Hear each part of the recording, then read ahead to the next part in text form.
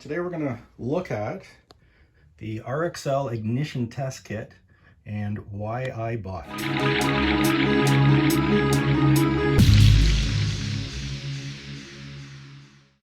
So the way this little device works is you plug it into your CDI pack where your magnetic pickup normally goes. So the magnetic pickup, of course, is right here. And there's a little magnet, and every time that magnet passes the pickup, it tells the CDI down there to fire.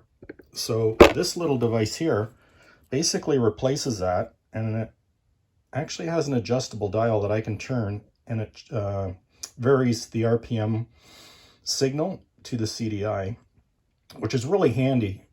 So I can troubleshoot without actually having to fire up the engine. I can just use this, and it creates the spark through the CDI to, in my case, both cylinders, because this is a twin cylinder 31cc RCGF engine. So we're all hooked up and ready to test. It's plugged in to where it needs to be, and I'm just going to flick the switch on my transmitter here. This is what happens when you have a loose spark plug cap.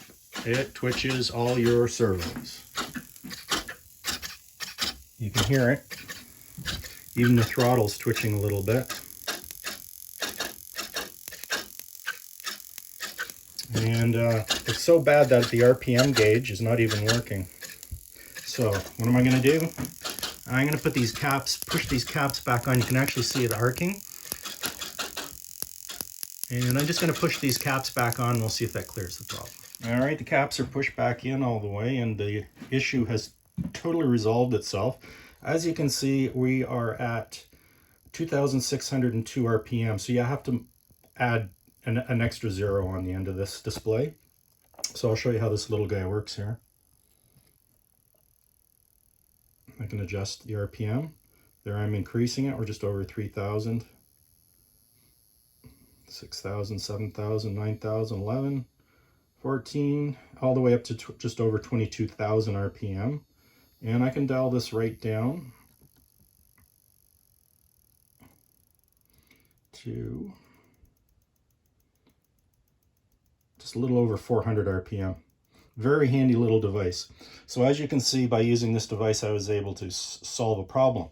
But it wasn't just loose. I had these caps on all the way, 100%, pushed in the whole way, and driving me nuts because I would repeatedly check. So what it turned out to be is that the actual boot itself, the diameter of the boot, let me just put the phone down for a minute and we'll get right back to you. So what it actually turned out to be was the diameter of the boot was the opening where the retainer spring clip is. The actual opening is too large, that it was not touching the spark plug and effectively grounding out the casing like it's supposed to. So what I ended up doing was taking a Dremel tool with a cutting disc on it, and I added additional slots, one on that side and one on the other. And what this has done is it's allowed the C-clip, spring clip, to actually close in and grab the spark plug, and that is the resolution to my problem